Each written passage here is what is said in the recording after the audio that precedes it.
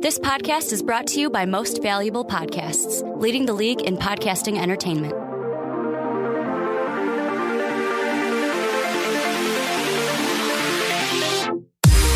What's going on, real MVPs? Welcome inside another episode of What's Your Fantasy? Brandon Swanson, and across the table is Ricky Widmer. What's up, guys? And we're going to get right into it. Plenty to talk about as it's another week in the playoffs for most teams, or some teams just starting the playoffs this week. Not us, not me. I'm not in the playoffs, Brandon. I'm not upset about that one. No, he's really not. He's doing pretty well. More so our personal league than What's Your Fantasy, because we had a pretty good week. Jake just had a way better week. Like, Jake even was Twitter messaging me, I think, to rub it in. But also was like, oh man, I was worried down 30. I'm like, yeah, I thought we were going to win up 30 points heading into week 2. I guessed that we didn't have it in. You guessed wrong. Todd Gurley, only 8 points. Come on. What are you doing? Saquon Barkley, steal of our season, had 29.7. We didn't make we got knocked out. Could have been in the championship, but let's be honest. We would have lost in the championship because guess how many points Dallas's team put up this week in 2 weeks? 308. Good luck. I think Dallas is going to win our league. That's just me.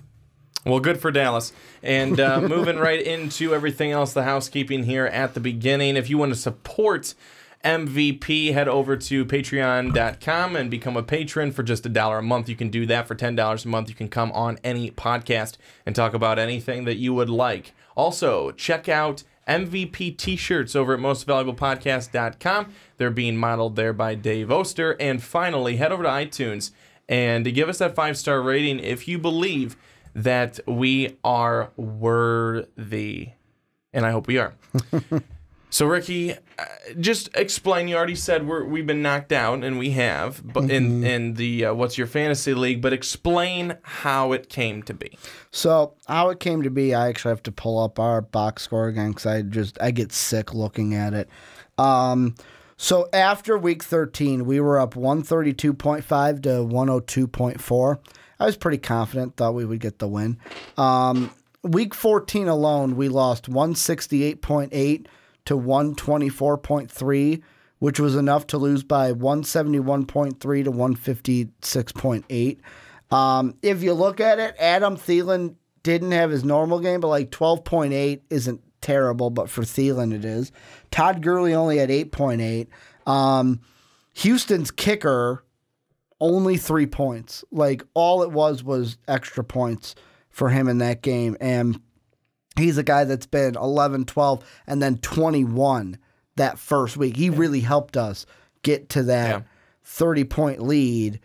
But like, you look at our bench, and it's like really the only places we could have gotten more points were, so Austin Eckler had 17.4, but we weren't going to put him in over. Let's see, no, he's even a running back. So it's like, we could have put him in over Todd Gurley, but we weren't going to do that. We weren't going to. That would not have happened. Technically, he had more points than Mark Ingram, but it was only like 5 points. It wasn't going to help us win. The only other thing is like Aaron Rodgers, 20.3, but Dak Prescott had 24.4, so he did better. So it was like there was nobody on our bench that could have saved us. But in my personal league, there were guys that could have saved me. Plus, that game, I think it was 2 weeks ago, when the Texans played the Titans on Monday Night Football, by Houston going for it on 4th down and not kicking that long field goal, kept me from making the playoffs in our personal league, and why I didn't. And I'm a little upset. A little bit of it, too, is also that I'm not over the Monday Night Football loss with the Vikings, and I'm kind of upset about that one still because the refs screwed us out of a chance to win that game and basically handed the game to the Seahawks in that one. So it was just, for me personally with everything, it was just a bad weekend that I just want to forget. I just want to forget it. I want to forget it, and I'm already thinking about fantasy baseball, Brandon. I am already got fantasy baseball on the mind and what pitchers I can draft this season.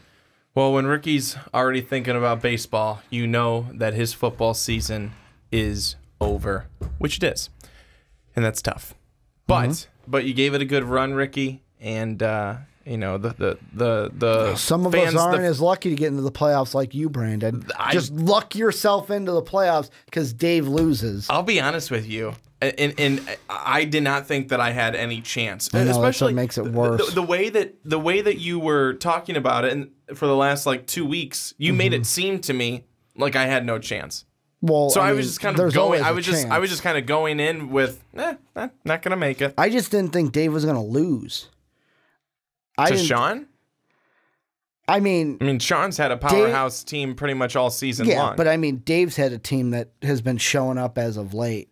And I mean, he lost 131 to 104. I just didn't expect that to happen. But Sean is going to absolutely crush me this week. I'll be lucky to put up 80 points. Well, you put up 71 and beat me because my team shit the bed week. I thought I put up 77. No, 71. Was it 71? Was it that bad? Yeah, because it was 60 to 71. My team shat the bed. Oh, that's bad. That's really bad on both sides. But non-PPR too, so it was worse. Non-pepper, yes. So here's one of the things that we wanted to talk about today. Most people were probably watching the Bear-Ram game on Sunday night.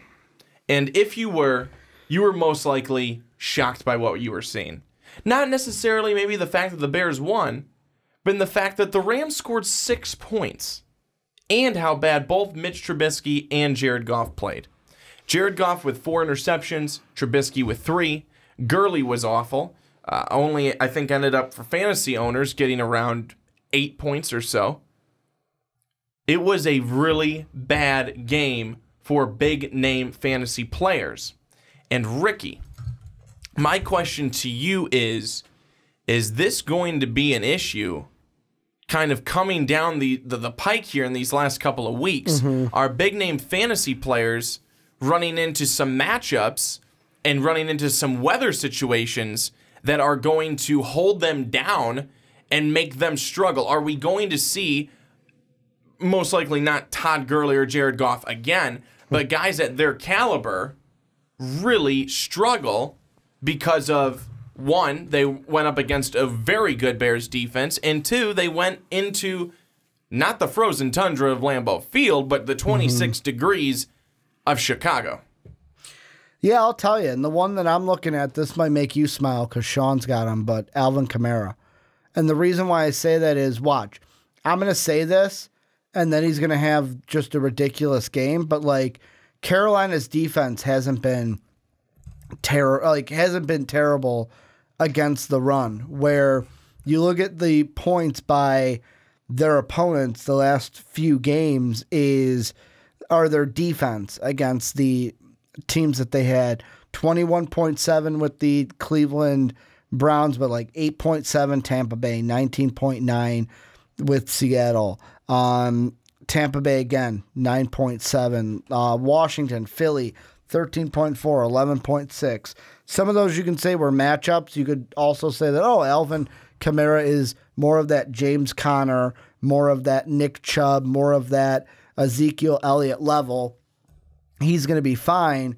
But this is also an Alvin Kamara that hasn't really blown off since week 10. It's been like, 17 against Philly was good, but then like 10.8, 15, where you might not get a huge game out of Alvin Kamara. And also the thing that will be interesting is, for example, Todd Gurley. He plays Philly this week, which could be hit or miss because I thought that he would play well against the Bears and be decent, but he wasn't. And this is something, especially if you don't have him in like a PPR league, you've got Philly, and he plays Arizona and San Fran, but in most leagues, that San Fran game isn't going to matter because it's week 17. And then also that Arizona game, you can't be looking for that one because in most cases, unless you're like Dallas and Jake in a championship game that's a double weekend, some of those that are single weeks like ours, like for our league, if you had Todd Gurley, I do, so it doesn't matter. You're looking at that going, wow, I got to get through this matchup. And Philly might be one that I don't think will stump Todd Gurley, but I wouldn't be surprised if it did because the Rams have just had, I know for Todd Gurley, the games that have been bad have been the Chiefs and the Bears. So, I mean, you're probably looking at me going, Ricky, it's Philadelphia. He'll be fine. But in the playoffs, anything is possible. And I feel like there are some of these matchups, especially Alvin Kamara's, that could be a little bit detrimental this week. No, I think you're absolutely right on that. And then you're also going to, on the other hand, have matchups like Derrick Henry had against the Jacksonville Jaguars that come out of nowhere. I should have picked him up. That come absolutely out of nowhere, and he gets 47 points. Mm-hmm. And then you look at a guy like an Amari Cooper against Philly, mm-hmm. and I don't want to say that he came out of nowhere. Amari Cooper's been playing some really good football and putting up really good football in real life and putting up some really good fantasy numbers and stats in the fantasy world. But 49 points, nearly 50 points against the Philadelphia Eagles. Mm-hmm. That's incredible. There's also going to be those matchups that you're not necessarily looking for, and they happen. All of a sudden, boom. Derrick Henry has 200-some yards and 4 touchdowns against a Jacksonville defense that apparently this season wanted to do more talking than actual playing.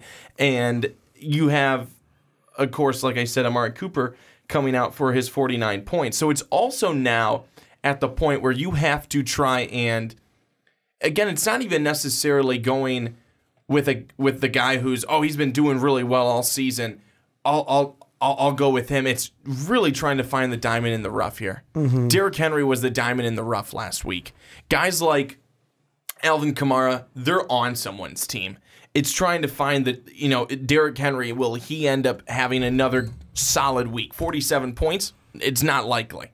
Mm-hmm. Kenyon Drake, he ended up getting decent points this past week. He had 13 because he scored on that crazy 69-yard touchdown at the end of the game to beat the New England Patriots, which I think most people in the United States loved to see. Mm-hmm. So, and around the world.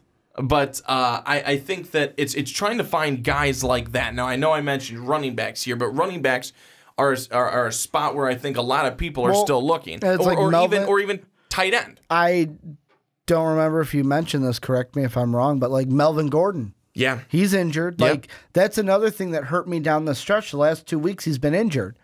So this guy that I drafted to be, remember early in the year when I was like, I got Todd Gurley and Melvin Gordon. I just got to start him and forget him. Guys, he gets injured. And the one thing I want to ask you about, I don't think he's going to slow down because he put up 28 fantasy points against this team in his first technically second start of his career, but Patrick Mahomes against the Chargers this Thursday, because you look at their opponent ranking and it says 4, and they've been keeping some quarterbacks in line, but think about the teams that they have played since Seattle Week 9. Oakland, which is garbage. Denver, which Chris Carter said today if Case Keenum was on the Vikings would have 2 wins. Arizona, who they have a rookie quarterback, they're garbage. Cincinnati, they don't have Andy Dalton anymore. They've got Jeff Driscoll as their quarterback. So, that's one where at first I was like, could Patrick Mahomes be in for a down week? But then I look at it and I go, no, you're stupid, because look at the only reason why the Chargers are so high in that opponent ranking is look at the quarterbacks that they've played the last few weeks, where they played Big Ben, 17.2 in a PPR standard league. So, I mean, for me, it's interesting because there are obviously some quarterbacks that could have down weeks. Like, for example, Cam Newton. If you have him, are you going to start him this week? The Saints defense has been pretty good against Cleveland's defense. He only got 10.9 points last week.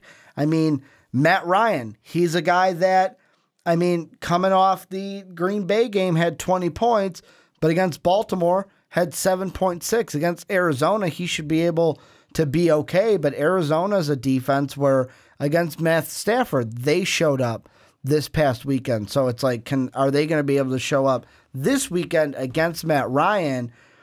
And we're also sitting in the weird time of, it's that time of the year where you got to play the matchups perfect. Like Matthew Stafford, who I mentioned, he's technically going up against the number one defense against the pass, or against fantasy quarterbacks. And that it's weird to say this, but Buffalo.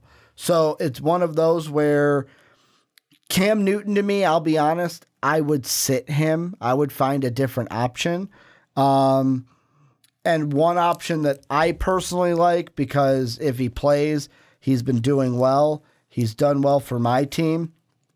If you need an option at quarterback, Lamar Jackson's been doing pretty good. He's not going to get you the Patrick Mahomes 28-29, but his lowest game in the last 4 has been his first at 15.9 in PPR. No, definitely. And I think that he's been a guy who he'll at least, he's going to get you probably 10 to 15. Yeah. 10 to 15. Now, is that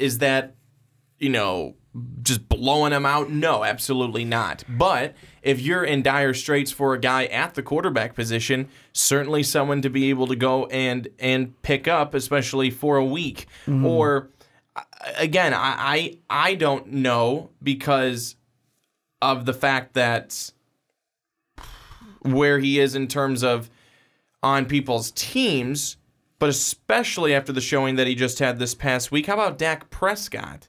Mm-hmm. I mean, that's a guy who just this past week had 24 points, 13 before that, 26 before that. Dak Prescott, Ricky, in our personal fantasy league, the one that we're both in, mm-hmm. Dak Prescott is on the bench. Yeah. Not on the bench, on the waiver wire. Kirk Cousins is on the waiver wire. He's had a bad week last 2 weeks. But, I mean, those are some viable options. Dak Prescott is a viable option. Kirk Cousins is going against Miami this week. And I know what Miami just did, but defensively, mm-hmm. they give up a lot of plays. They give up a lot of big plays. They've given up a lot of plays through the air. Tom Brady had 357 passing yards and 3 touchdowns this past week. I mean, Kirk Cousins, not a bad matchup to look at there if you're going for the quarterback position. I know that wide receiver has been a difficult position too, with some of the guys who've gone down here at the end. Mm-hmm. Going with a guy like A.J. Green, Emmanuel Sanders, what a loss there. And then you think, oh, Emmanuel Sanders goes down. Okay, I'll go for Cortland Sutton. I'll go for Deshaun Hamilton. I'll go for Tim Patrick. No, not one of those 3 guys did anything productive against San Francisco. Mm-hmm. It just didn't. Not one of them was really good against the 49ers. And when you're not really good or even decent against the 49ers, you got to start questioning yourself a little bit. Like, that's the number 1 pick in the draft right now. So, I mean, and then people who had Calvin Ridley in the beginning of the season, mm-hmm. when he was doing so well on a hot streak. Bingo, I kept him all year. He has really not even come down to earth. He's laying on the ground on earth. I mean, he has really just disintegrated to not be doing much. I mean, looking at his last 3 weeks, week 12, 13, week 13, 2, week 14, 1. Mm-hmm. 4 catches for 32 yards the last 2 weeks. He has been the guy he's been the one on my team that frustrated me the most, because early on I would play him. I didn't play him week 1, he had a big game. I played him week 2, he had a dud. Didn't play him week 3, he had a big game. So it was like, early on, it was like, can you effing help me out here, bro? And then he's just been a waste of space on my bench the rest of the year. But I didn't have it in me to drop him, and I don't know why. The one guy I want to ask you about, and this might be a stupid question, but I'm going to ask you anyways. So Philly going up against L.A., the Rams this week. Zach Ertz, this past week against Dallas, 5 catches for not even 40 yards. He had 38.4. However, You look at it, the guy behind him, 30. He did not have 38.4. 38 yards. Dallas Goedert, 4 catches, 44 yards, got a touchdown. He had 14. Plus, there was a huge pass interference call that negated a huge touchdown pass. 75-yarder. He would have had 2 touchdowns and more yards. Against the Rams, I know a tougher matchup. I mean, they're 18th against tight ends. Because it's a tougher matchup, if you really need a tight end, let's say you're like me, in our personal league, I had Jordan Reed was my starting tight end. Do you maybe get ballsy and throw the dice on a Dallas Goedert because of how weak the tight end position is in case you don't have Travis Kelce, Zach Ertz, or Rob Gronkowski? See, that's... Do you get ballsy with the tight end position? Like for us with Kyle Rudolph, if we were in the championship, would we have to get ballsy in order to try to get some production out of that position? Because that position sucks. I would not be getting ballsy with Dallas Goedert. Since the bye in week 9, he's had 0, 0, 3, 0, 10. I'm not getting. If I'm getting ballsy, I'm not getting ballsy with Dallas Goedert. If I'm getting ballsy with a guy like a Chris Herndon from the Jets. See, I saw that. That's a guy at least getting something. It's not a lot, but he's alive. You know that they're going to throw to him. Dallas Goedert, he's their blocking tight end. You cannot even tell me for certain. I was going to say sure or certain, and it came to sir. You can't tell me for certain that they're going to throw to Dallas Goedert in every single game. I think you can pretty much say with certainty that they're going to at least throw it to Chris Herndon. He will at least be part of the passing game plan. What about this? And this is going to be another one for you for people who might be thinking about him. Evan Engram with the Giants. 3 catches, 77 yards, 10.7 points. Is that something that this can build on with the Giants against Tennessee for people who might need a tight end going into week 15? Or 10.7, that was a fluke last week? See, I don't want to say that it was a fluke, but this season Evan Engram has been a bit of a disappointment. We know it. I mean, the Giants have been a disappointing team for most of the year. They're a 5-8 team that is going nowhere. But Evan Engram is not someone that I firmly trust. But at the same time, if you have Evan Engram, there's a lot worse options out there that you could have. So I almost say that you stick with Engram and hope that he continues to at least get something like that. 5 for 50, 3 for 70. Something like that where he is getting some looks. And especially if Odell's out, I think that is also something to play into it. Odell was out this past week. Evan Ingram's going to get more looks. Sterling Shepard caught a touchdown. If Odell's in, I think Evan's productivity might go down. I got one more for you. He's going up against the 27th ranked defense against tight ends.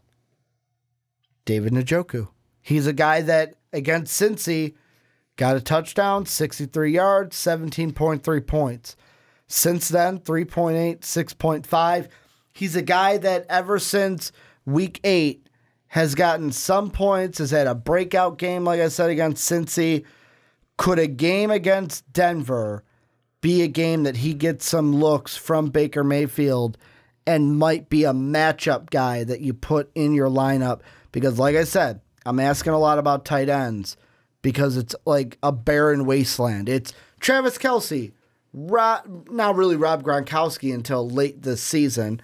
Basically, ever since I got him off my Ertz, team. And then kind of like everyone George else. Kittle. George Kittle is the third-ranked tight end right now. And the reason why I would say yes on Njoku is because who did George Kittle just go up against to get all those points? Denver. So I'm saying David Njoku, absolutely. He had 210 yards by himself. In the first half. Only a touchdown, though. Only one touchdown. In the first half. Still had 34 fantasy points in PPR. Jesus. And you know what makes it even better? Going back to our personal league. So he had 27 in our personal league. Guess who had George Kittle in our personal league? Dave. Yeah. He did. Like, you get George Kittle and you still lose. You still lose. I had Amari Cooper in one of my other leagues and I lost. Still lost. Ugh.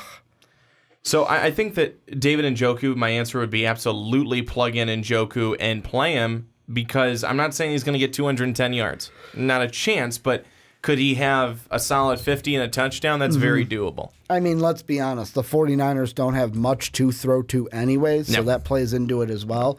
Cleveland's got a little bit more options, but I mean, I looked at that Cincinnati game, and it's like it's Dumb and Dumber mode of like, so you're saying there's a chance. Yeah, there's a chance. If you've got a guy like Jordan Reed type player, and I say that only because I had him and I shouldn't have started him the weeks I did, I would do anything at this point if you're in a playoff and you're trying to win, or if you're in a league that actually takes the losers bracket seriously.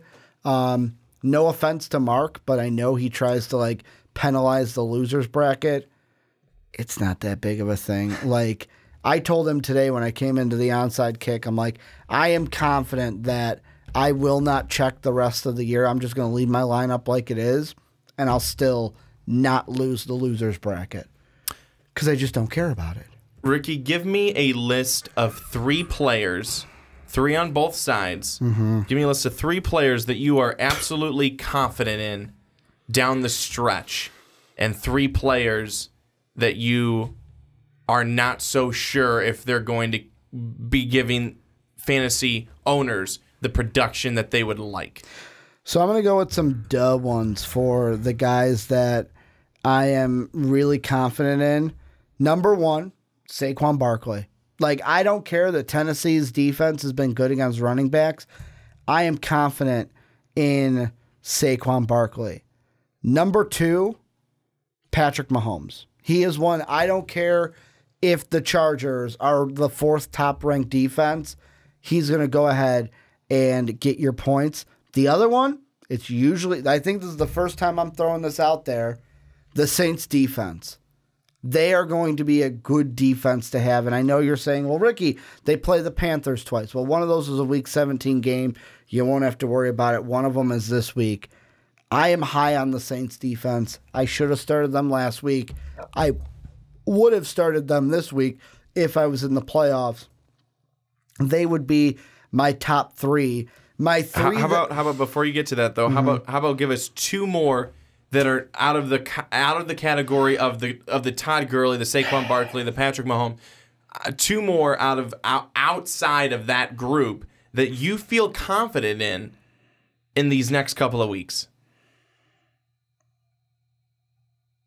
Nick Chubb, maybe? Yeah, Nick Chubb for running backs. And for wide receiver, I'm going to give a wide receiver here, Julian Edelman. Yeah, Julian Edelman. That game against Minnesota was a fluke. Was an absolute fluke. He is back against Pittsburgh. He should have a good game because New England owns Pittsburgh. I would say Nick Chubb and Julian Edelman. The guys I'm not high in, number 1 is a joint package. Adam Thielen and Stephon Diggs. I'm kind of putting them on the... Obviously, you're going to play Thielen if you got him. I'm not confident. I mean, yeah, they played 2 good teams, but I'm not confident. Like, this Viking offense scares me right now. Absolutely scares me to where I don't know if my team is going to make the playoffs. Number 2, Mitch Trubisky. This guy, I have a love-hate relationship with Mitch Kissin' Titties Trubisky. And the reason why I say that is he has had some great games for me. Really good games.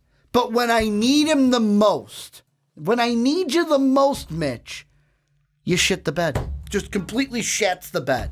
Where it's like I'm sitting there going, oh man, this smells and I got to clean this now. I got to clean this because you decided to just all over the bed. So Mitch Trubisky would be number 2. Number 3. Got to give you a third one. I'm going to go with... Nah, I'm not confident in that one. I'm not confident in that pick. I was going to say Phillip Lindsay, but I'm not sure. I'm going to go with Mark Ingram. Because you know how I said Alvin Kamara's got to go up against some tough competition? Well, Mark Ingram's got to go up against that same competition. And if any one of those two guys is going to get lost, it's going to be Mark Ingram. I am not confident in Mark Ingram in their remaining schedule of Carolina, Pittsburgh, and then Carolina if you're the 1 in 1 million leagues that plays on Week 17. Ricky, final thoughts for this week as we head into Week 15 in the NFL. My final thoughts is there are two things on my mind right now. Number one, throw me down below in the comment section what fantasy baseball players I should be thinking of, because my mind is thinking of that. Don't do that. Number two, I'm already thinking about guys I'm drafting next year. Patrick Mahomes is going to be one. Todd Gurley's another one. Like Le'Veon Bell, is he going to be playing? Like my mind is on next year because of in our personal league. I'm out. Like I'm out. I got nothing. I know the consolation bracket. Like I said, Mark has some punishment at the draft, but whatever. Like I don't think I'm going to lose the consolation bracket to where I am done for the loser. If you lose it, you get penalized. Yeah, because Dave got penalized. He got penalized twice. I thought Dave got penalized because he didn't check. No. He got penalized twice. He got penalized for losing the losers bracket, and then got penalized for not checking his roster. Oh, well, I don't agree with getting penalized because you lose. You already didn't make the playoffs. Now you lost, you're going to get penalized? You got it. If you finish last of the losers bracket, you get a little penalty during the draft next year. I mean, you should get a little toilet bowl around your neck, but not necessarily a toilet seat. That's how it's done, man. That's how it's done. I really don't care if I get penalized. That's why I'm not checking my roster. Like, I am almost going to delete my ESPN app. If it wasn't for this podcast, it would have been deleted already. Just saying. Because I am salty as hell. A little bit. Yeah, a little bit. A lot of bit. A lot of bit. I am a very... Man, just salt shaker all over you. It's more like this, Brandon. This is how you got to put your salt on. No, that is not you how do it. You do it with the sunglasses. That is certainly not how the salt's going on you. It's just the whole shaker is just right out there. Yeah, I've got a lot. It keeps coming out. You just gotta keep that salt continuously going. So just to understand with me here at the end, I'm a very, very, very, very, very, very, very, very, very, very, very, very, very, very competitive person. And when I lose, when there's reason to believe that I've gotten screwed, which having someone in your league that does not check would say that, sometimes I get sore losery, and I'm in that sore loser mode. Plus, it doesn't help that all the Viking problems are just happening at this point to where I'm just boiling over. Like, I am boiling over, and I am ready for some sort of relief because... yeah, there has been a lot this year where I should be in the playoffs in our league. Should be in the playoffs without a doubt. Take it away. Oh, I just love it because Ricky, he is uber competitive, and this is not put on. He is really this upset. Mm-hmm. He is really this upset. But there's no faking it. But I will say this. Correct me if I'm wrong. Depending on who you are, I am a humble winner most times. Most times yep. I'm a humble winner where unless you're a shit talker yourself, I will not shit talk you if I won. So like, for example, if I beat you this week, I wouldn't have came in today being like, hey, Brandon, like continuously throwing it in your face. But if you're someone like Sean, which Sean is a shit talker, let's be honest, when he wins, he lets you know it. Then I'll let you know it when I win. So usually I'm a humble winner, but let's be honest, I'm a sore loser. Very sore loser. I don't like to lose. And that is a trait of me because I'm not a loser. I'm a winner. You shouldn't enjoy losing. Hashtag winning, Brandon. Charlie Sheen taught me that one. Tiger blood. That's still a thing, right? Tiger blood, winning. I don't think Charlie Sheen's a thing anymore. That was like a really long time ago. Well, that is going to wrap it up for What's Your Fantasy. Week 15 coming at you in the NFL this weekend. Also, I saw that we got a comment last week or a question of who someone should play, this person versus this person. I don't think Ricky or I got to it because I don't think we saw it in time, but please do that again this week. If you are wondering between... Hit me up on Twitter. Or hit us on Twitter, or you can put it in the comments section. Definitely add us on Twitter. Ricky's something. I'm at YoungSwan19. I'm at Ricky Widmer. It's the easiest one. Yeah, we did. It's James White versus Mark Ingram. Who do I play? I would have said Mark Ingram. I like Ingram in the potential downpour, but I always like White's high floor. I hope you went with Ingram. I would say next time, Richard, if we don't respond within a day, hit us up on Twitter. Like, I will see it if it's on Twitter. And our Twitter handles are on here. They've been here. They've been here twice. They're down below in the description. Yeah. I put them numerous places, Brandon. Yeah. I want people to know follow you do. us. You're a smart fella. So here's another thing. And before I say this, and this is going to be a long outro for this podcast. Okay.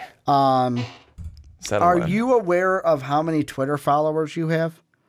No.